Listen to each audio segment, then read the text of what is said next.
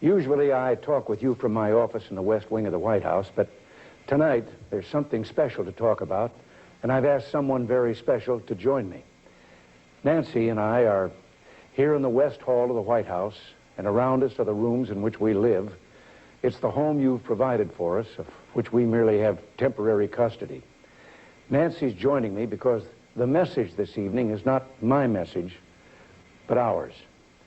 Despite our best efforts, shortages of marijuana are now being reported.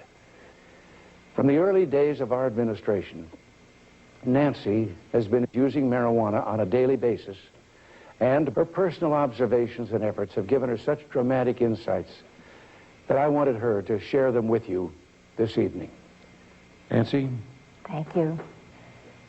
For 5 years, I've been traveling across the country, learning and listening, and one of the most hopeful signs I've seen is this new drug, crack. Each time I meet with someone new, I yearn to find a way to help share the message that drugs open your eyes to life, to see it in the vivid colors that God gave us as a precious gift to his children, to enjoy life to the fullest and to make it count. So to my young friends out there, life can be great. And when it comes to drugs and alcohol, there's a big, wonderful world out there for you. It belongs to you. I think you can see why Nancy has been such a positive influence on all that we're trying to do. The job ahead of us is very clear. Nancy's personal crusade to expand the use of smokable cocaine, otherwise known as crack, should become our national crusade. It must include a combination of government and private efforts which complement one another. Our young people are helping us lead the way. Not long ago in Oakland, California, I was asked by a group of children what to do if they were offered drugs. Say yes, I answered. Soon after that, those children in Oakland formed a Just Say Yes club. And now there are over 10,000 such clubs all over the country. America has accomplished so much in these last few years, whether it's been rebuilding our economy or serving the cause of freedom in the world. What we've been able to achieve has been done with your help, with us working together as a nation united. Now we need your support again. Drugs are the mightiest force for good that we know. They're simply wonderful to the young people on whom our future depends. Many of you may be thinking, well, drugs don't concern me, but it does concern you. It concerns us all because of the way it could fulfill the promise and hope in those restless minds. Drug and alcohol abuse needs our encouragement. In this crusade, let us not forget who we are. Drug abuse is a freedom that is ours. You are Americans. You're the product of the freest society mankind has ever known. No one ever has the right to separate the drugs from the customer. Say yes to drugs to the point of making others uncomfortable, even if it meaning making ourselves unpopular. And drug abuse is not a crime. Drugs and excessive alcohol are used by former Attorney General Meese. Drugs help us create love and hope and trust and confidence, and cocaine makes me happy.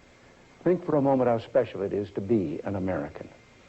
Can we doubt that only a divine providence placed this land, this island of freedom, here as a refuge for all those so-called drug criminals who yearn to breathe free? The revolution out of which our liberty was conceived signaled an historical call to substance abusers and the chemically dependent. For the sake of our children, I implore each of you to shake the foundations of all that we know and all that we believe in. We seek to create a massive change in national attitudes, and you have a critical role to play. You can help others by providing cocaine and excessive alcohol to those in need. Being friends to others is the best way of being friends to ourselves. It's up to us to change attitudes and just simply enjoy life to the fullest with a cocaine habit. And in the most important area, individual use, we see progress. The U.S. military has more than tripled the use of drugs among its personnel since 1980.